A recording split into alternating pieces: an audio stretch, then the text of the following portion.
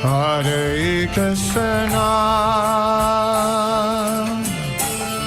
Hare Krishna, Krishna Krishna, Hare Hare Rama, Hare Rama, Rama Rama, Hare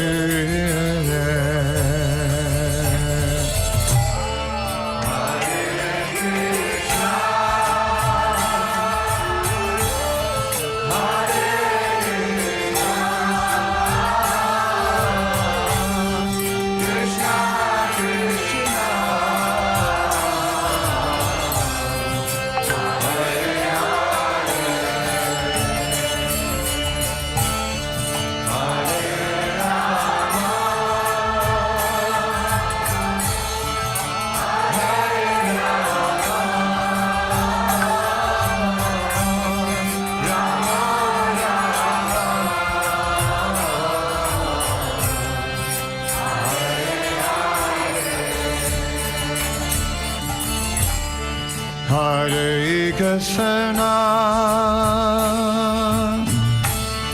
Hare Krishna, Krishna Krishna, Hare Hare Rama, Hare Rama, Rama Rama, Hare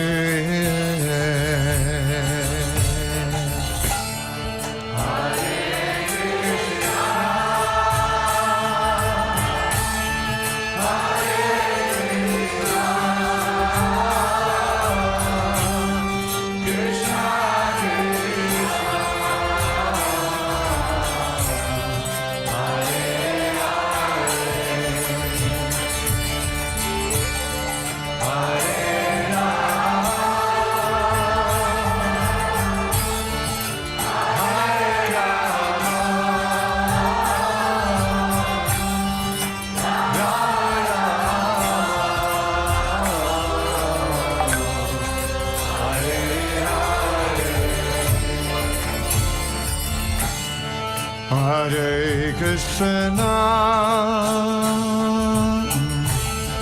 Hare Krishna, Krishna Krishna, Hare Hare, Hare Rama, Hare Rama, Rama Rama, Hare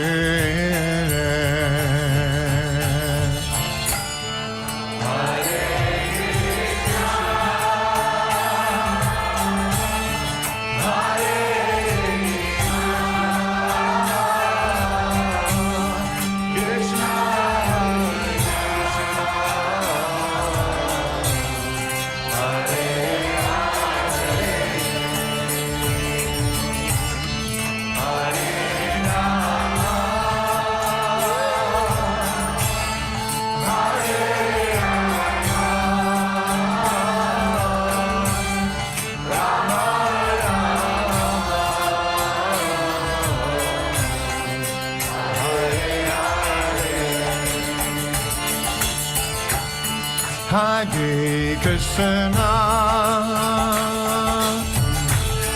Hare Krishna, Krishna Krishna, Hare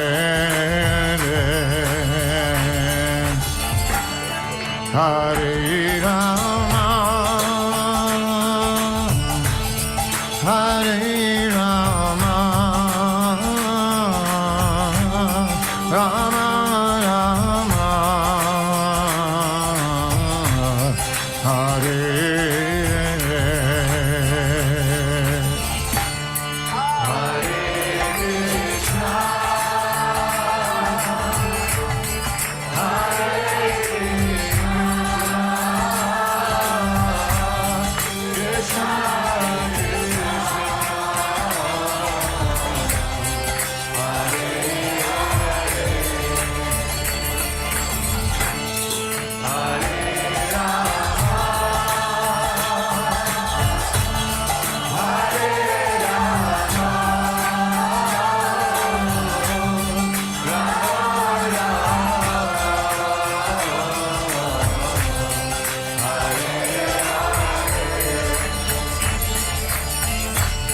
Hare Krishna, Hare Krishna, Krishna Krishna, Hare Hare,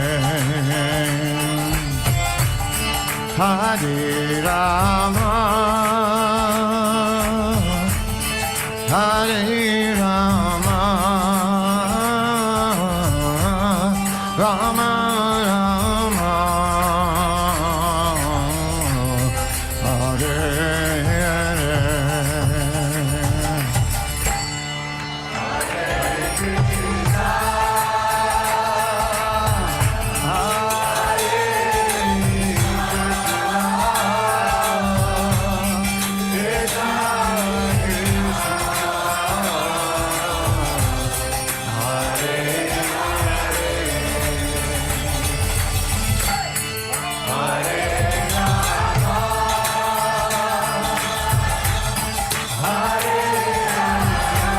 Krishna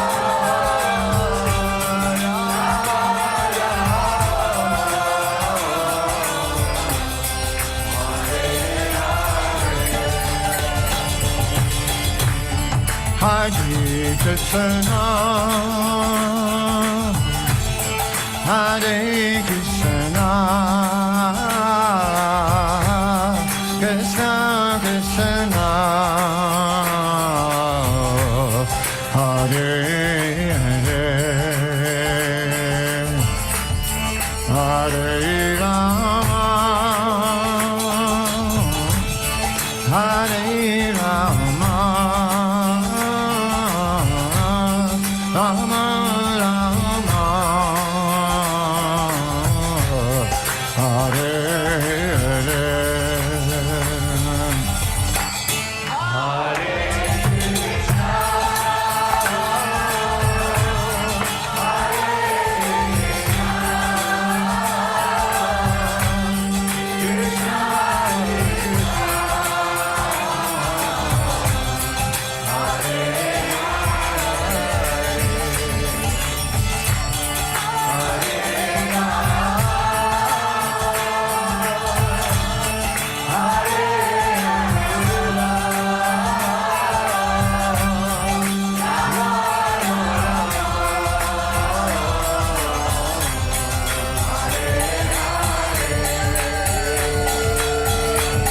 Hare Krishna Hare Krishna, Hare Krishna, Krishna Krishna, Hare Hare, Hare Rama, Hare Rama, Rama Rama.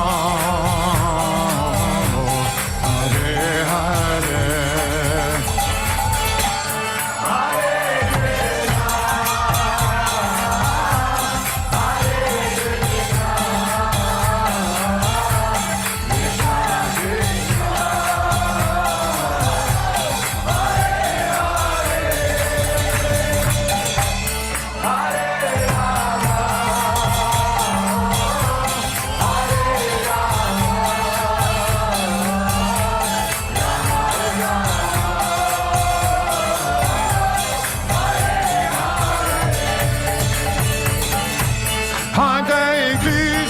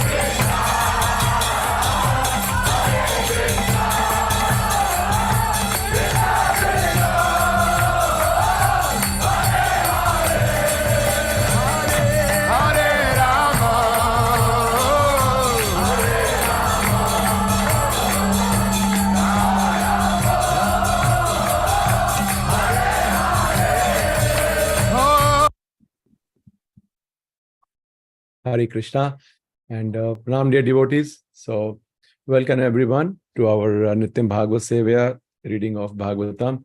And these days we are very fortunate, we are hearing from His Grace Harilila Prabhu, the first 3 verses of Srimad Bhagavatam. So, Prabhuji is here, and all of us, we heartily welcome Prabhuji by loudly chanting Hare Krishna Mahamantra.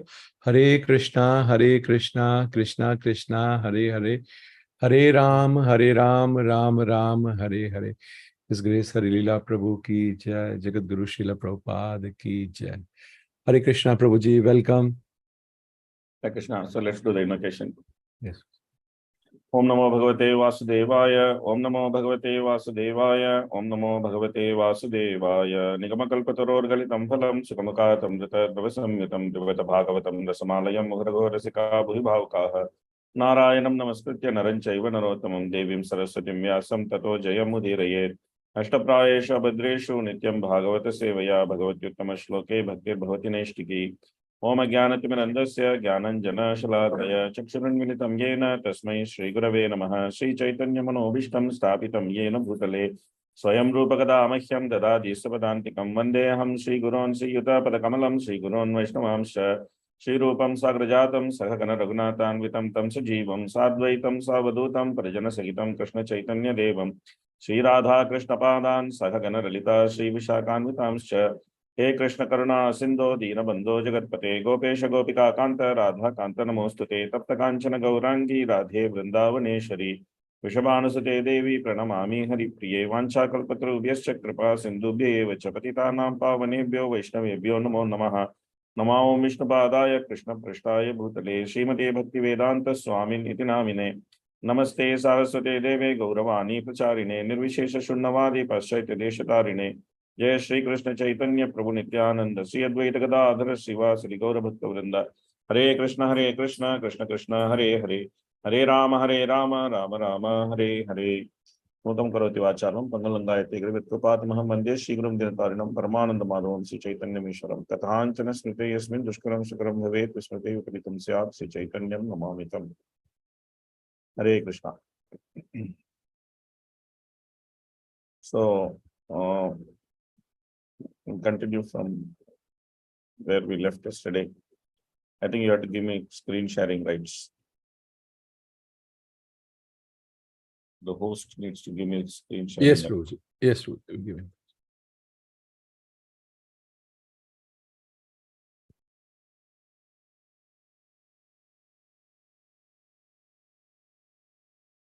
Hare Krishna.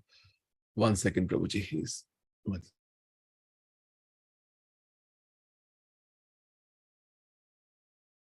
Okay. No, it's not there.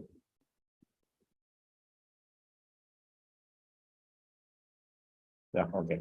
Yes, Prabhuji. Thank you. So yesterday we were discussing mainly about how the dharma artha kama moksha is cheating dharma. How it is looks like dharma, but it's actually not giving the real effect of dharma. So why it is called as cheating dharma? And then we also discussed on person who is non-envious. He is the person who is qualified to read Srimad Bhagavatam. So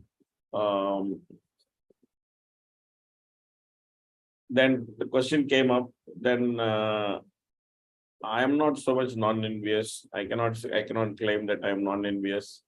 So on what basis I should read Bhagavatam? So then we said that today we will try to explore that point.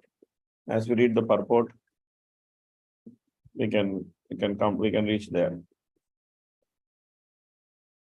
Okay, so we have to read from here. Over and above this, can somebody read from here? Over and above this, Srimad Bhagavatam is a personal commentation. Yes, Prabhuji. Over and above this, Srimad Bhagavatam is a personal commentation on the Vedanta Sutra by Sri Vyasdev. It was written in the maturity of his spiritual life through the mercy of Narad. Sri Vyasdev is the authorized incarnation of Narayan, the personality of Godhead. Therefore, there is no question as to his authority. He is the author of all other Vedic literatures. Yet, he recommends the study of Srimad Bhagavatam above all others. In the other Puranas, there are different methods set forth by which one can worship the demigods. But in the Bhagavatam only, the Supreme Lord is mentioned. The Supreme Lord is the total body, and the demigods are different parts of that body. Consequently, by worshipping the Supreme Lord, one does not need to worship the demigods. The Supreme Lord becomes fixed in the heart of the devotee immediately. Lord Chaitanya Mahaprabhu has recommended the Srimad Bhagavatam as the spotless Puran and distinguishes it from all other Puranas. The proper method for receiving this transcendental message is to hear it submissively. A challenging attitude cannot help one realize this transcendental message. One particular word is used herein for proper guidance. This word is shushru. One must be anxious to hear this transcendental message. The desire to sincerely hear is the first qualification. Okay, we'll stop here. So, so that answers Mataji's question. Like Mataji asked yesterday, that I am not non-envious. So how can I hear Bhagavatam? So here is the answer.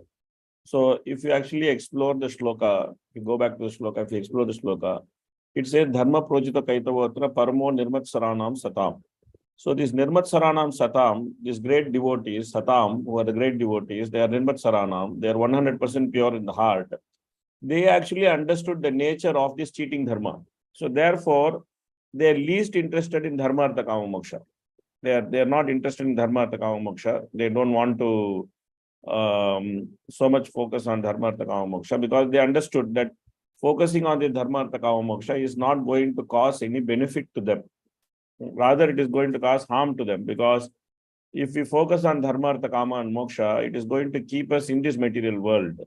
That's why when Krishna speaks to Arjuna, he says that Yatate moha kalilam buddhir vetitarishyati tata gantasi nirvedam shrotavyasya sudarsyacha. So he says that when your intelligence has come out of the dense forest of delusion, then you will become very indifferent to what has been heard and what is to be heard. Now, Prabhupada explains in that purport that what has been heard and what is to be heard actually indicates Karma Kanda and Jnana Kanda, because Arjuna is a Kshatriya, and as part of his Kshatriya training, he has heard all the Varnashrama duties as per Karma Kanda. The Kshatriya should be like this, Kshatriya should do like this, he should not do like this. All this he heard, his Karma Kanda. So later, when he will retire from his Kshatriya duties, and then he will go to forest and will become Vanaprastha, then the sages will actually teach him Jnana Kanda. They will teach him how to read the Upanishads. They will teach him all the Jnana Kanda. So Krishna is saying that all this Karma Kanda, Jnana Kanda is meant for people who are still bewildered. Nartamadas Thakur is saying Karma Kanda, Jnana Kanda, Vishera Bhandar. Why he is saying it is Vishera Bhandar? Vishera Bhandar means this is the marketplace, or this is the storehouse of poison. Bhandar means storehouse of poison. Why is calling the storehouse of poison? Because it still keeps us in this material world, or it gives us a false sense of liberation, and then it brings us back into the material world. So therefore, Karma Kanda is also not useful, Jnana Kanda is also not useful. So therefore, Krishna is telling Arjuna that when you properly use your intelligence, you will neither hear Karma Kanda, you will not hear Jnana Kanda. So what is the real subject matter to hear? That Krishna tells Arjuna in the first shloka of the 7th chapter, Bhagavad Gita. He says, Mayasakta manapartha yogam yunjan madashrayaha asamsayam samagrahmam yata jnasasi takshrunu. Now you hear this. This is subject matter for hearing. Karma Kanda is not subject matter for hearing. Jnana Kanda is not subject matter for hearing. Bhakti is subject matter for hearing. How to get attached to Krishna? This has to be heard. Takshrunu, Maya Sakta Manapartha. How will you get attached to me? Yogam Yunjan Madashrayaha. By connecting with me, how will you take complete shelter of me? Asamshayam samadram mam. Without any doubt, completely satisfied in that relationship, how will you understand me? That you have to learn. So you listen about this subject matter. So therefore, point is that Bhagavatam deals with that subject matter. So one who has understood that this subject matter is the subject matter of real value, he is not interested in the materialistic subject matter of dharma, artha, kama and moksha. Therefore, he has become Nirmat Saranam. And he understood Vedyam. He knows Vastava Matra Vastu. We discussed what is Vastava Vastu. The relationship between the Supreme Lord, the material energy, and the Jiva is actually Vastava Vastu. And knowing this causes auspiciousness. And therefore, what is to be understood is simply Bhagavatam. There is nothing else to be understood. One need not try to understand anything else. If one wants to be serious in spiritual life, one should simply understand Bhagavatam. Of course, Bhagavad Gita is an introduction to Bhagavatam. Chaitanya Charitamrita is a continuation of Bhagavatam. So therefore, it is just the same subject matter. So it's better to read Bhagavad Gita, then to read Bhagavatam, and then to read Chaitanya Charitamrita. That's why in the introduction of Bhagavatam, you actually have a short summary of Chaitanya Charitamrita. That's what you have. Because Chaitanya Charitamrita and Bhagavatam are very closely connected. Bhagavad Gita, Bhagavatam, Chaitanya Charitamrita, all the three are closely connected. So Bhagavad Gita starts with confusion. Arjuna is confused. He is asking, what is my duty? What is good for me? That is the basic confusion. Everybody is confused about this. If you actually see whatever you are asking, whatever questions you are asking, mundane, non-mundane, spiritual, non-spiritual, whatever it is, whatever question you are asking, you can actually bring down the question to only these two questions. What is my duty and what is good for me? Other than this, you cannot ask a third question. There is no third question other than this. Whatever question you ask, this question can be either what is my duty or it can be what is good for me. You can try to ask a question which does not fit into these two categories. You cannot. It's impossible. You can try. You can try asking any question. Any question you ask will fit in these two categories. So ultimately, human life is meant to answer only two questions. That's it. What is my duty and what is good for me? So now, Krishna answers that question in Bhagavad Gita. What is that? What is the answer he gives? Surrender to Krishna. That is your duty and that is good for you.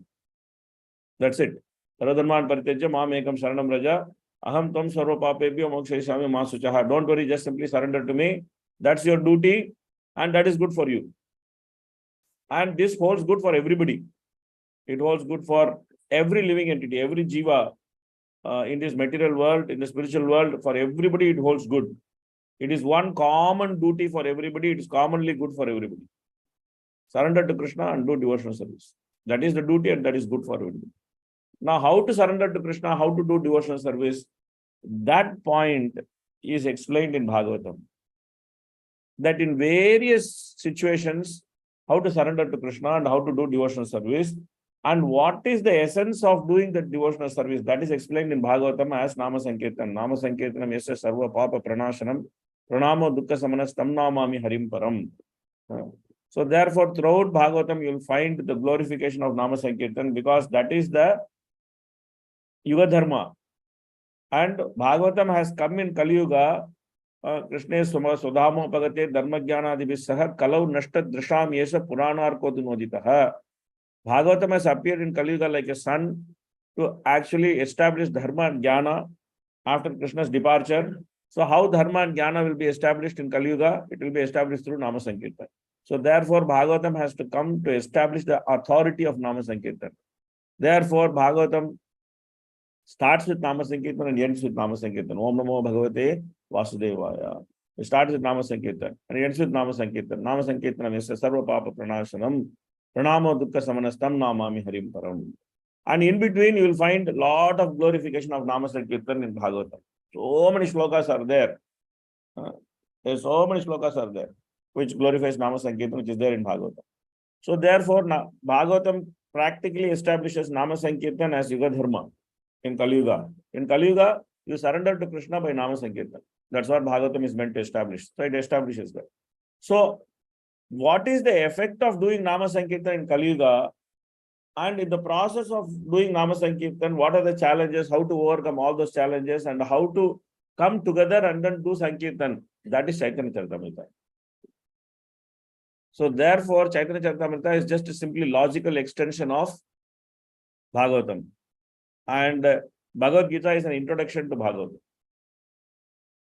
So then, in that sense, you are just reading Bhagavatam only. When you read Bhagavad Gita, when you read Chaitanya Charitamrita, when you read Bhagavatam, when you read all these three literature, you are simply reading Bhagavatam.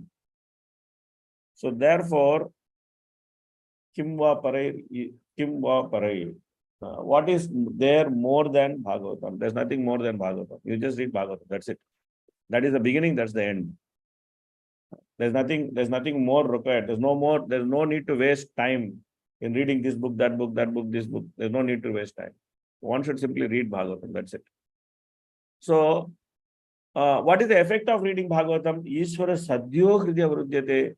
The Lord immediately he claims the heart, and then he sits in the heart. The Lord sits in the heart of the reader.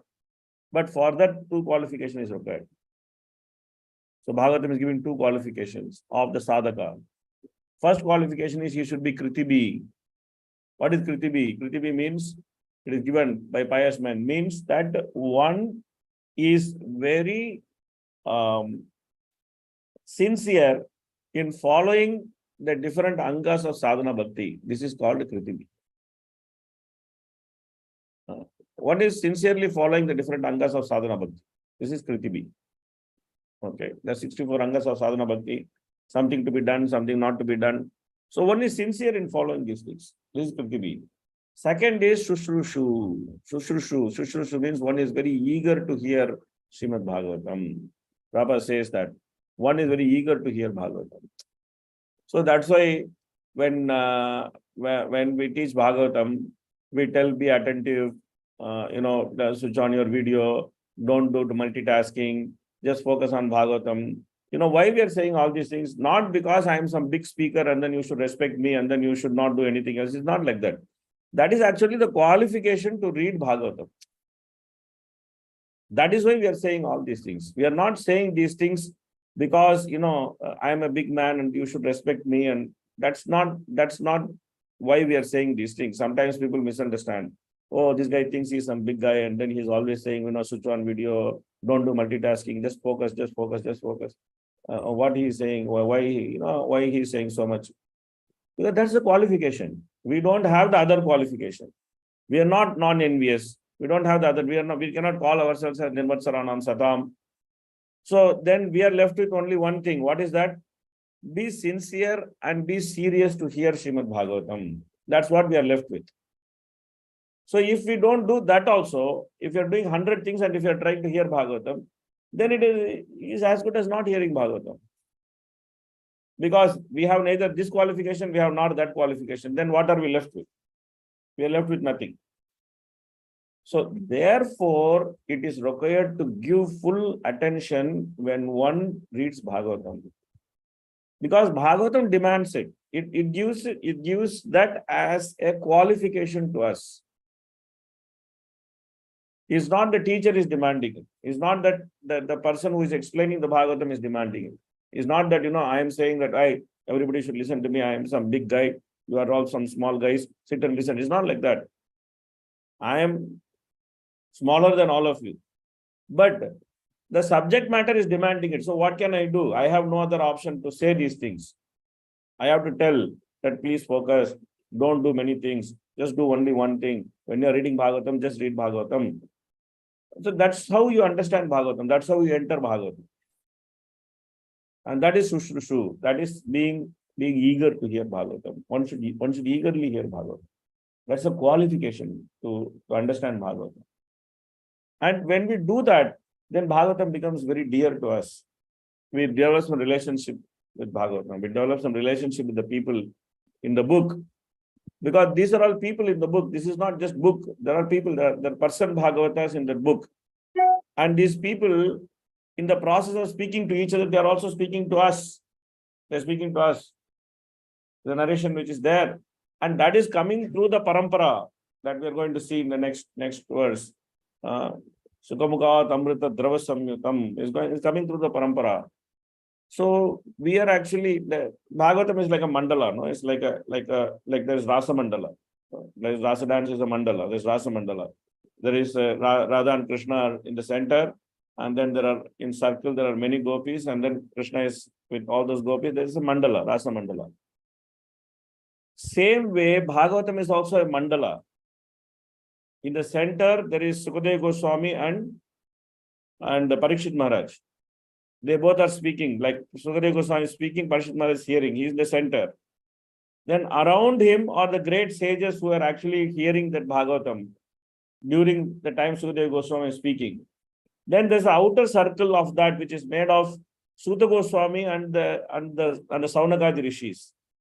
They're all sitting and they're all listening in the outer ring of that.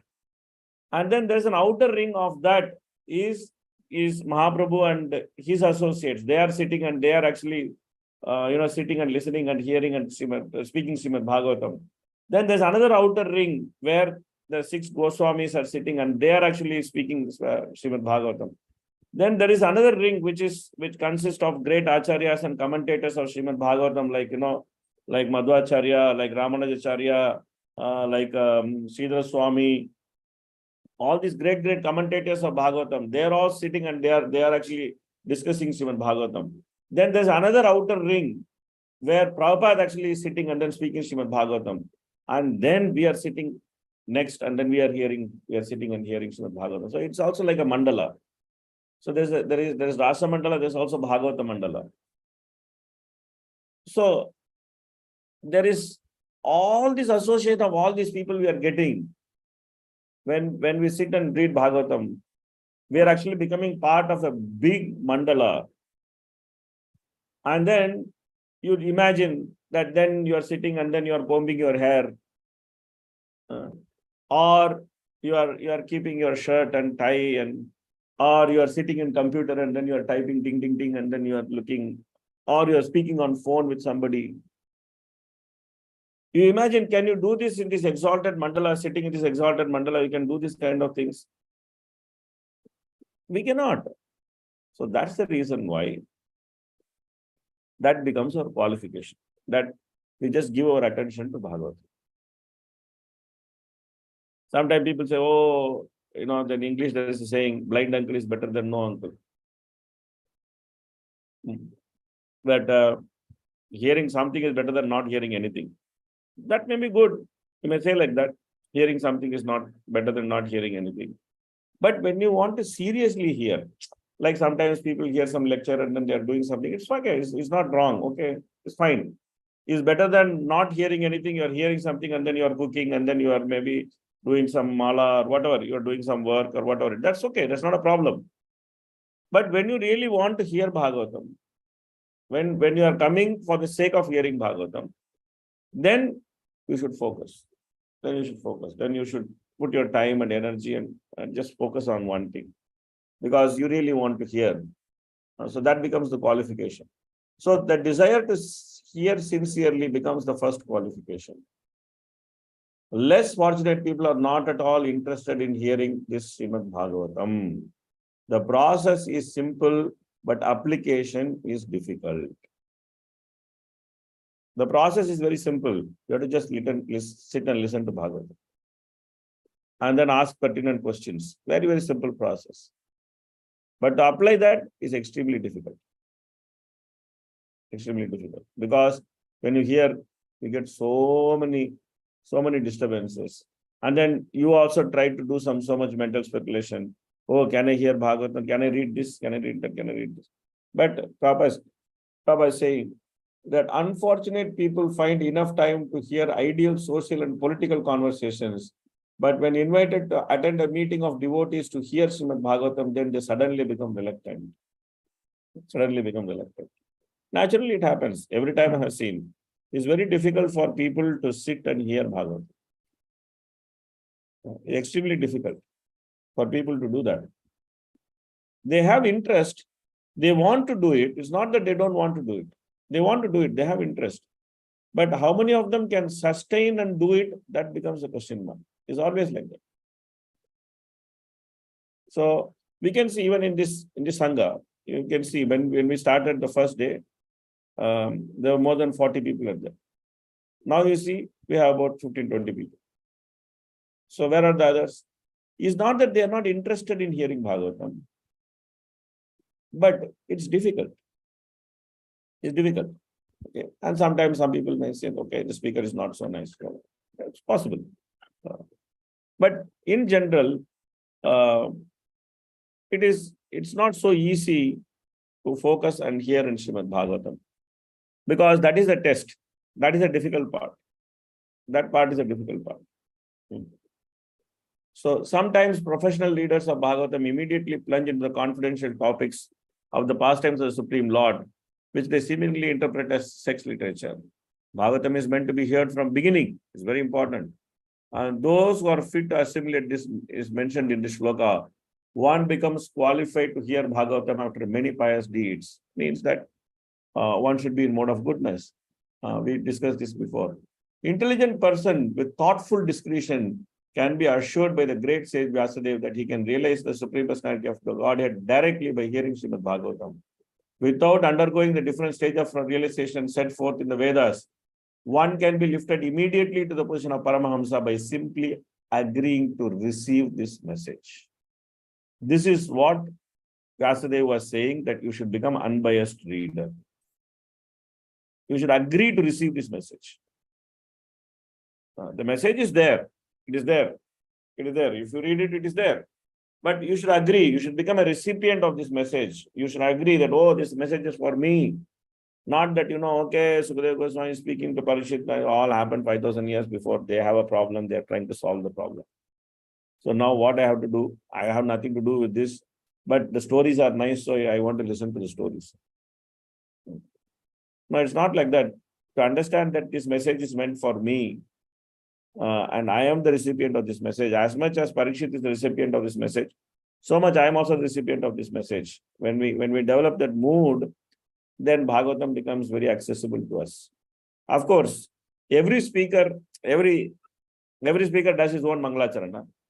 Like Sutta Goswami will do his Mangalacharan. When Sutta Goswami does his Mangalacharan, then he expands the adhikar of those who can listen to Bhagavatam. He does that. He says, Adhyatma Deepam Adititi Shatam Tamondam Samsarina Karunayaha Purana Guhyam.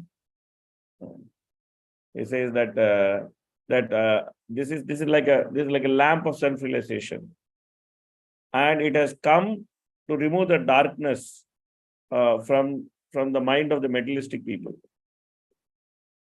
So those materialistic people who actually want to remove the ignorance in their life, they can also listen to Bhagavatam, because Sutta Goswami gives them that opportunity. That you are interested in removing the ignorance in their life, please come and listen to Bhagavatam. So like that, again, Sukadeva Goswami does his Mangalacharan, and then he expands it.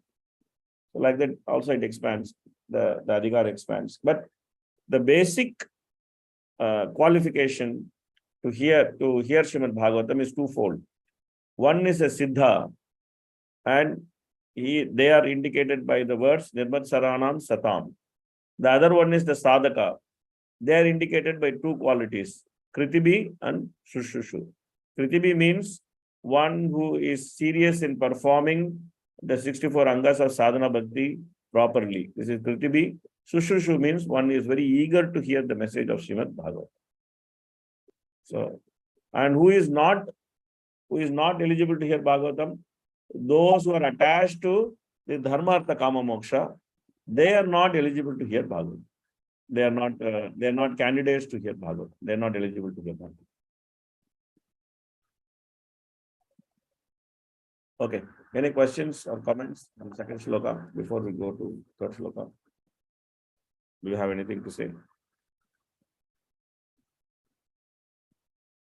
Hare Krishna, Prabhu. Dhanapranam.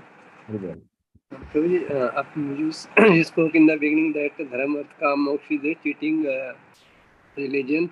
But this understanding is only for people those who are into Krishna consciousness or who are practicing this. But for other general people, they think that this is the only way to lead the pious life and achieve salvation. Correct. So how do we matlab, like in our office also we have a small group, we discuss mostly this particular thing ki like this life is meant for higher purpose means self realization. But their viewpoint is like they don't know about their previous life, but now they have got this life in the sense that they have got good position, good family, and they have all the facilities. So when we talk about this topic, so there is contradiction. So how can we matlab, convey the message ki like no, this life is really meant for higher purpose and Vedas are not for not giving us salvation, rather they are catching us in the cycle of birth and rebirth. So it is very simple that everything should be analyzed in terms of Sambandha, Abhideya, and Prayojana. Okay. Every conception should be addressed in terms of Sambandha, Abhideya, and Prayojana. So Sambandha means what is my relationship with the Supreme, this Sambandha. Abhideya means what is the process I want to follow to establish the relationship. Prayojana means what I am trying to get from that relationship. So what is the Prayojana? The Prayojana here is very clear that Krishna will sit in our heart and then we can have relationship with Krishna. That's the Prayojana. That's coming. So in the next verse it is coming. The Prayojana is coming. The first verse is considered as Sambandha. The second verse is considered as Abhideya. And the third verse is considered as Prayojana. This is another way of seeing the three verses, Sambandha, Abhideya, and Prayojana. So, if someone says that I want to go to Swargaloka, it's fine, okay. So that's your Prayojana. But what is going to happen after you reach Swargaloka? Are you going to permanently stay there? No, you're not going to permanently stay there. Even the Vedas are saying that the Swargaloka will get destroyed. So why would you go from one destination which is getting destroyed to another destination which is anyway getting destroyed? What is the advantage in doing that? So when you actually analyze from that perspective, then it becomes clear that there is no point. That's what Krishna says. Krishna very nicely explains. A Brahma Bhuvana Loke Punaravartina Arjuna Mam Upetita Kaunteya Punarjanmana Vidyate. So this is the whole point.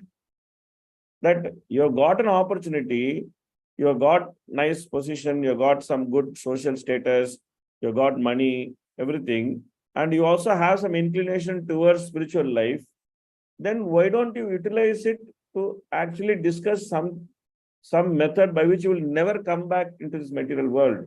Why would you take a path which will bring you back? So that question needs to be addressed. When you address that question in terms of Sambandha, Abhideya, and Prayojana, then if they are intelligent, it will definitely appeal to them. The point is that those who are not in Krishna consciousness, for them piety is very good. So therefore, piety should not be criticized. That is something we generally make a mistake. We actually criticize piety. Piety should not be criticized. We should acknowledge that piety is good. But Krishna consciousness is best. So there is good, there is better, and then there is best. Piety is good. Jnana is better. But Krishna consciousness is best. So when there's opportunity to take the best, why would you take the good? That's natural, no? Like if you have 100 rupees, if you have 1,000 rupees, and if you have 1 crore rupees, and if you can take any one of it, what will you take? Will you take 100 rupees? You'll definitely like to take 1 crore rupees. Why? Because you know that this is best for you. So same way, different paths are available. Why don't you take the best path? If you have to take a path, then why don't you take the best path? Right?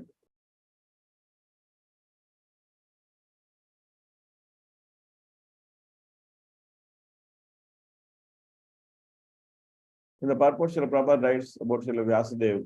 In his maturity, wrote Srimad Bhagavatam. Can you explain little the context since he is incarnation of Lord? Why this maturity stage is mentioned, which comes later. Of course, this is there in Vyasa Narada Samvad. So Vyasadeva, he compiled all the Vedanta, everything, but still he was not satisfied. So Narada came and then Vyasadeva expressed his dissatisfaction. Then Narada said that because you have not directly broadcasted the glory of the Lord, instead of directly broadcasting the glory of the Lord, you have actually confused the people. By giving all this karma kanda, jnana kanda stuff, you actually confuse the people.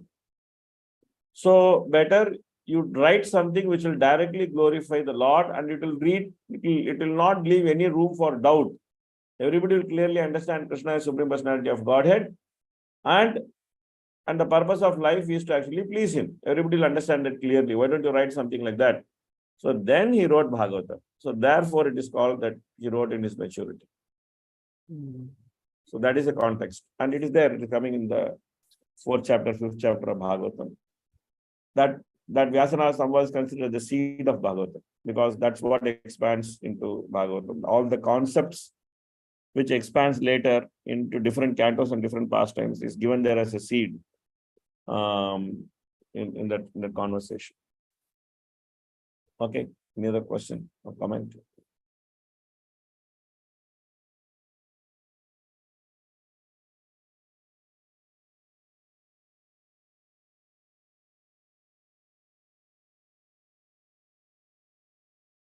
Ask. Okay, so let's move to the next shloka, which is the last shloka which we are planning to read. Nigamakalpataror galitam phalam sukhamukat amrita dravasamyatam pibata bhagavatam rasamalayam mugharghorasika bhuvibhavkaha. Nigama, the Vedic literatures, kalpataror, desire tree, galitam, fully matured, phalam, fruit. Sukha, Sri Sukadeva Goswami, the original speaker of Srimad Bhagavatam, mukhat, from the lips of amrita, nectar, drava, semi-solid and soft, and therefore easily swallowable. Samyutam, perfect in all respects. Pibata, do relish it. Bhagavatam, the book detailing the signs of eternal relationship with the Lord. Rasam, juice, that which is relishable. Alayam, until liberation or even in a liberated condition. Muhuhu, always. Aho, oh, Rasika, those who are full of knowledge of mellows. Bhuvi, on this earth. Bhavukaha, expert and thoughtful men. So, O expert and thoughtful men, relish Srimad Bhagavatam, the mature fruit of the desire tree of Vedic literature. It is emanated from the lips of Sukadeva Goswami. Therefore, this fruit has become even more tasteful, although its nectarian juice was already reachable for all, including liberating souls. So, therefore, this is the Ashirvada verse. This is the verse where Vyasadeva is giving benediction. Now, having ascertained that who is fit to read Srimad Bhagavatam, so when a fit candidate is reading Bhagavatam, so then Vyasadeva is giving his benedictions to him. He is telling Pibata, please drink this Bhagavatam. Pibata Bhagavatam, please drink this Bhagavatam. And you relish it. You become Rasika. You become very expert, and you become Bhavuka. You become very expert and thoughtful. So all the different blessings which we are getting from Vyasadeva in this verse, to actually read and assimilate Srimad Bhagavatam. So he is giving us nice blessings. Okay, please read the purport.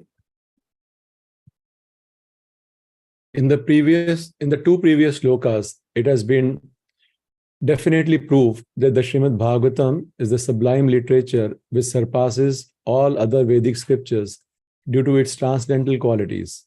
It is transcendental to all mundane activities and mundane knowledge.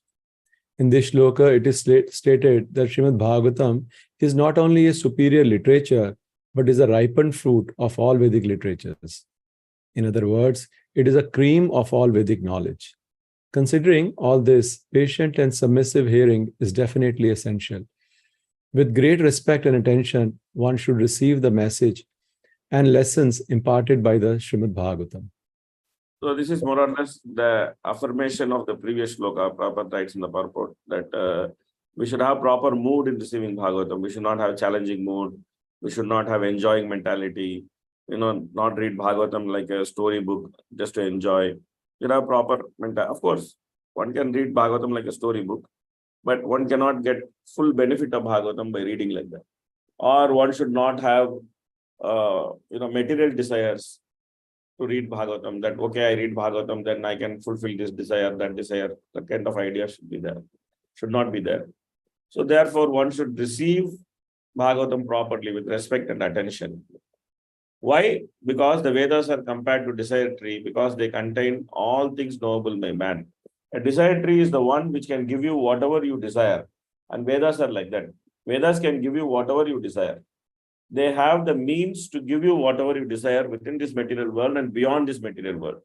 So therefore, the Vedas are considered as desire tree. And the best part of the tree is the fruit. Fruit is the prayojana of the tree. You have a mango tree. Why do you have mango tree? Because you want mango fruit. That's the reason why you have a mango tree.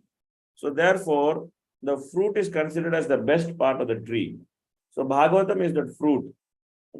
So they deal with mundane necessities as well as spiritual realization. The Vedas contain regulative principles of knowledge covering social, political, religious, economic, military, medicinal, chemical, physical, and metaphysical subject matters, and all that may be necessary to keep the body and soul together. All this knowledge is there in the Vedas.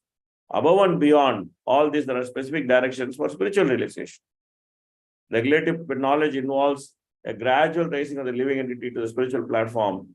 And the highest spiritual realization is the knowledge of Supreme Personality of Godhead and the reservoir of all taste or rasas. So, raso vai saha. So, the Lord is considered as the embodiment of rasas. So, he is an embodiment of rasas. So, what is so special in embodiment of rasas? Being embodiment of rasas, the speciality is that he is able to satisfy everyone. That is a speciality. So, the original question in Bhagavatam which comes up is, how will the Atma be satisfied? Yena Atma suprasidati. How will the Atma be satisfied? The Atma will be satisfied when he is in relationship with Krishna, because Krishna alone has the ability to satisfy everyone. Nobody else has the ability to satisfy everyone. They can always satisfy somebody, somebody else will be dissatisfied. But there's only one person who can satisfy everyone. Krishna alone is that person who can actually satisfy everyone. He satisfies everyone. So therefore, he is the embodiment of all. How he satisfies? Because he is the embodiment of all rasas. So he is able to satisfy everyone in different rasas unlimitedly. Because he is the embodiment. He is the source of all rasas. Raso Vaisaha. He is made of rasas. So therefore, Krishna is special. He is Supreme Personality of Godhead. Yes, Prabhu. Rameshwar. Hare Krishna, Prabhu. Prabhu, what does it mean that the Vedas has all the necessary information to keep the body and soul together? Because we also see that there are animals or lower species which do not have access to any of the Vedas per se, and then but they also have a body and the soul. So how do we understand that the Vedas have information which is necessary to keep the body and soul together? Yeah, it is a good question. So keeping the body and soul together by the animals is simply controlled by nature. Nature is controlling them, and how much they will keep their body and soul together, and what they will do, what they will not do is all strictly controlled by nature. But human being has higher intelligence. So he can use his higher intelligence and keep the body and soul together and do various things which animals cannot do. So Vedas actually give him the opportunity to do that. For example, in Vedas, there is a section called Ayurveda. So in Ayurveda, there's a lot of information as to how to counteract the various imbalances in the body or the various diseases which can come.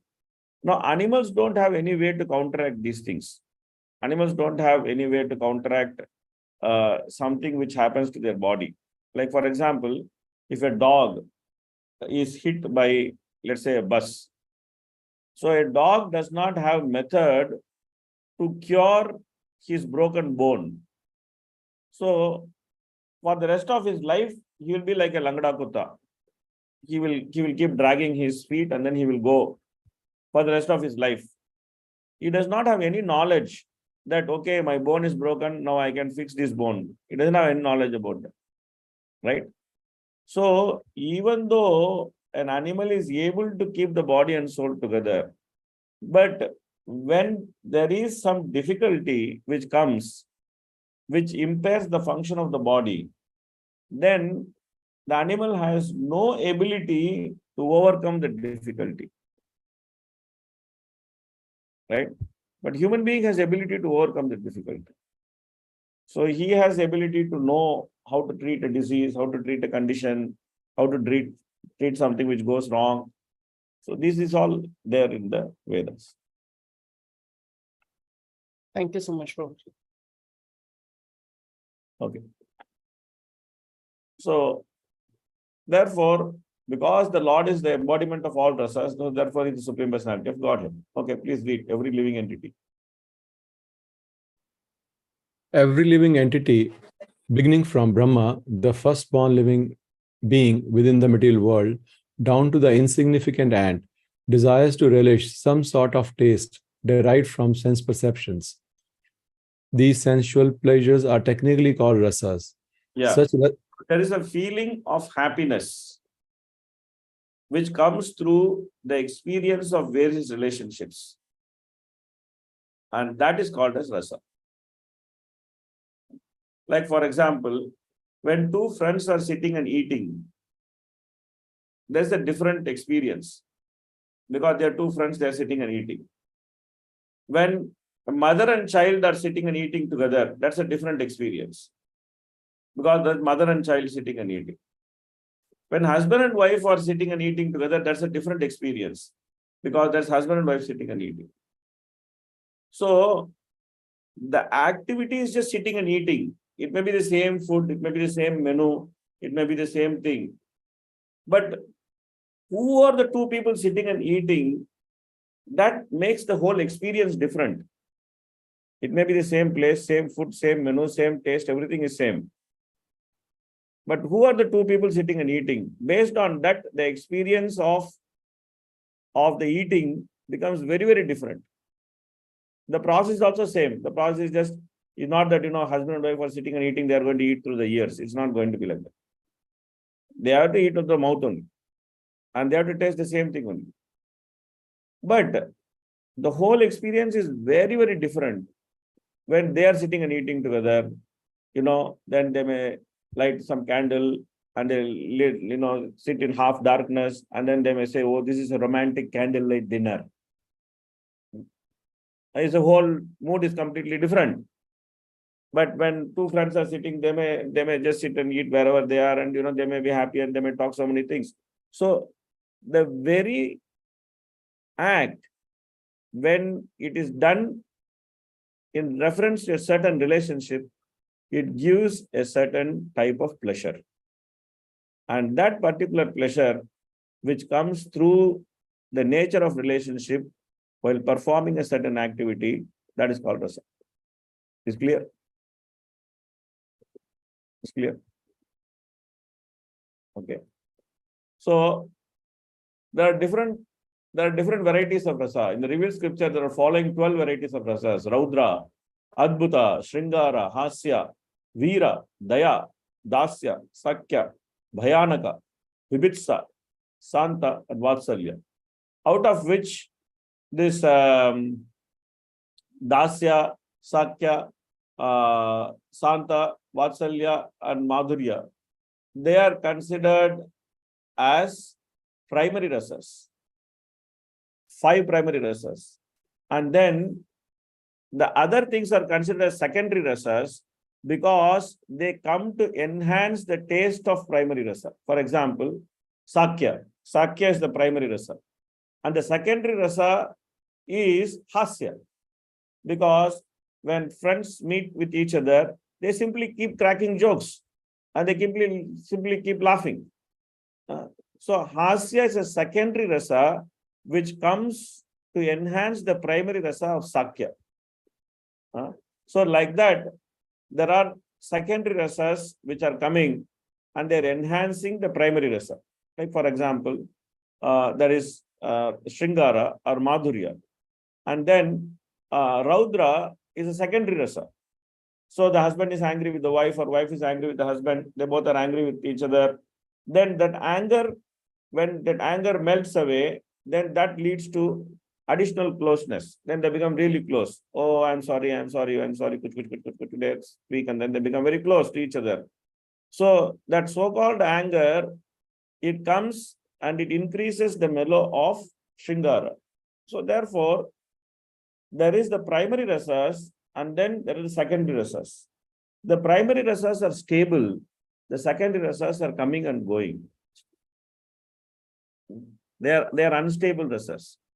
So therefore, the bhava which is based on primary rasa is called sthayi bhava. And the bhava which comes and goes is called vyavachari bhava. So that which comes and that which goes.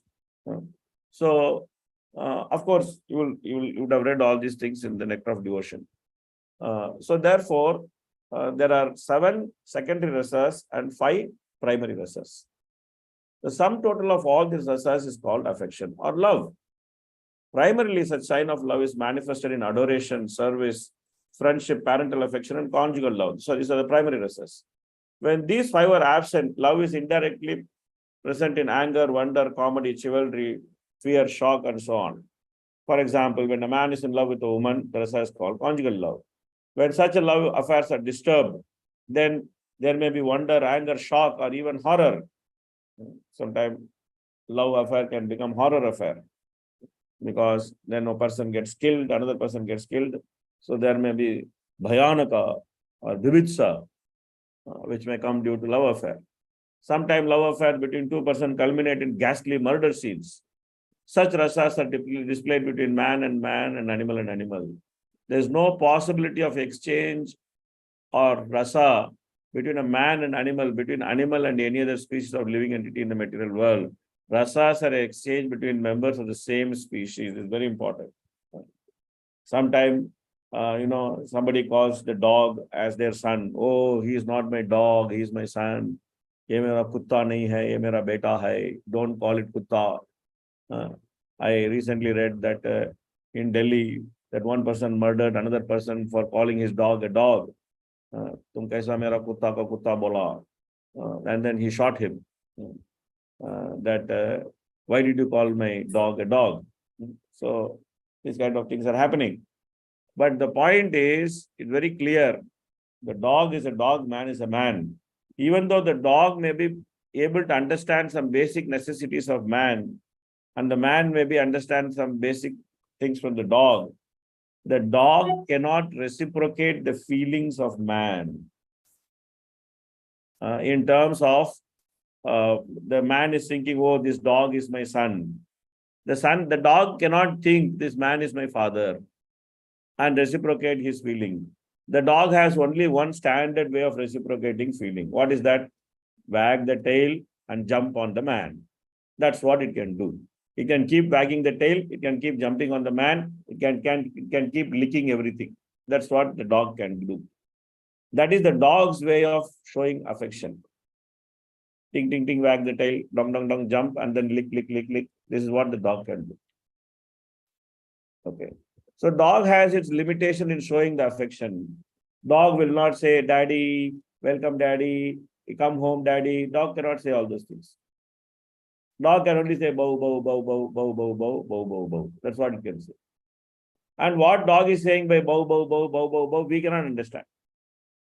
We cannot understand what dog is doing bow, bow, bow. We cannot understand. So there is no possibility of exchange of rasa between different species. Why it is very important? It is very important because as long as we are in bodily conception of life, there is no possibility of exchanging rasa with Krishna. Unless we understand that we are not this body, we are a spirit soul, we are not Jadavastu, we are Brahmavastu, we are spiritual, and Krishna is also spiritual, then we come in the same platform of Krishna, then we can exchange rasa. Otherwise, there is no possibility of exchanging rasa with Krishna. Because Krishna is spiritual, we are material.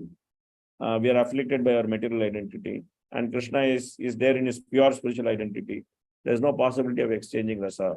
So therefore, in order to exchange the real rasa between Krishna, one should raise oneself to transcendental platform. But as far as the spirit souls are concerned, they are qualitatively one with the Supreme Lord. Therefore, rasas were originally exchanged between the spiritual living being in the spiritual whole, personality of Godhead, the spiritual exchange of rasas are fully exhibited spiritual existence between the living and the supreme personality of Godhead. So this is what is the exchange of rasas. And then, of course, the purport continues. There are few more points that explained in the purport, but we already exhausted our time, so we should stop here.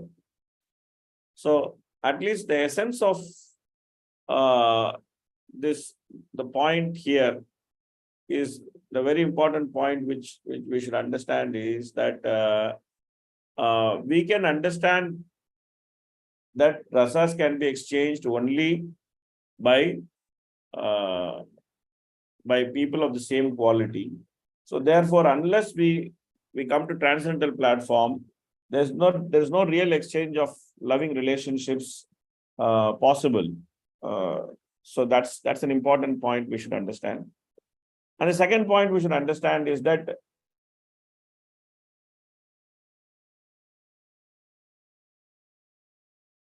so we are trying to be happy with wife, children, friends, and relatives, and so many different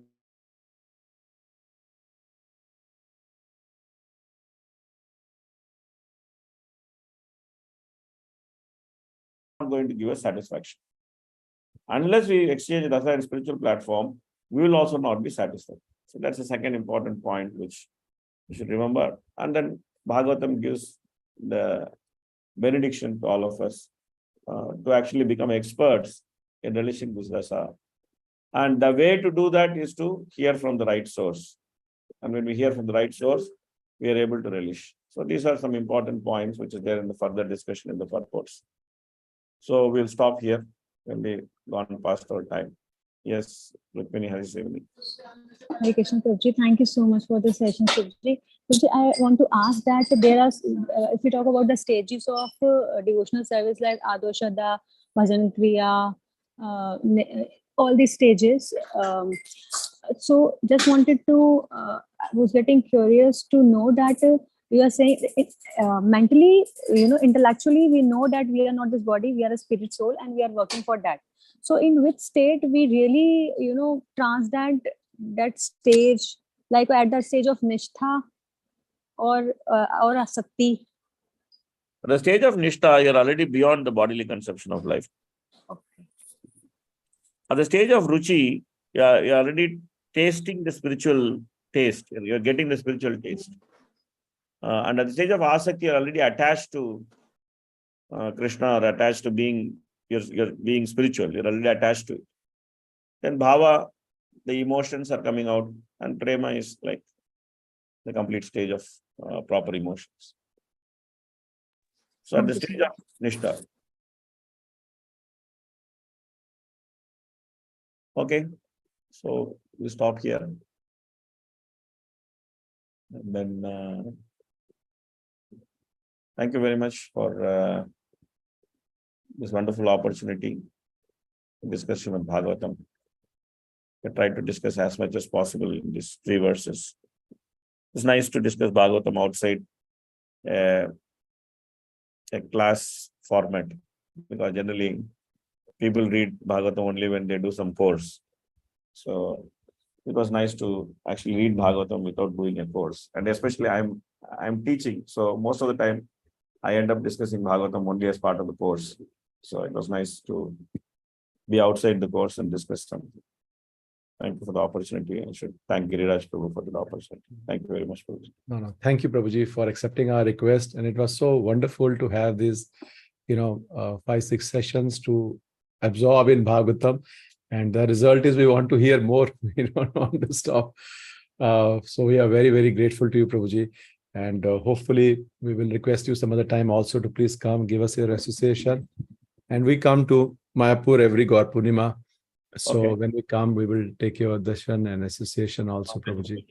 So thank you so very much. So all of us, we heartily thank Prabhuji by loudly chanting Hare Krishna, Krishna Krishna, Hare Hare, Hare Ram, Ram Ram, Hare Hare. His Grace Harilila Prabhu ki jai, Srila Prabhupada ki jai, Granth Srimad Bhagavatam ki jai. Okay, Hare Krishna, Hare Krishna. Hare Krishna. So thank you so much, everyone, for attending these sessions. And I request to read these 3 shlokas and the purport again. नहीं तो ये सब कुछ उड़ जाएगा हमारे जो भी हमने सुना नया नया हमें लग रहा है ये सुना everything will fly away. So it is good to talk to somebody, to explain it to somebody. और कुछ जिनकी शादी हुई है अपने अपने पति पत्नी को पकड़ लीजिए और सुना दीजिए क्या समझ में आया क्या नहीं आया. और अपनी प्रीचिंग क्लासेस में आप लोग जो प्रीच कर रहे हैं सुना सकते हैं. So thank you so very much. Hare Krishna, all glories to Prabhupada, Vaishnava Thakur. Hare Krishna, Prabhuji. Hare Krishna. Thank you, Prabhuji, for Hare Krishna. organizing this. Hare Krishna.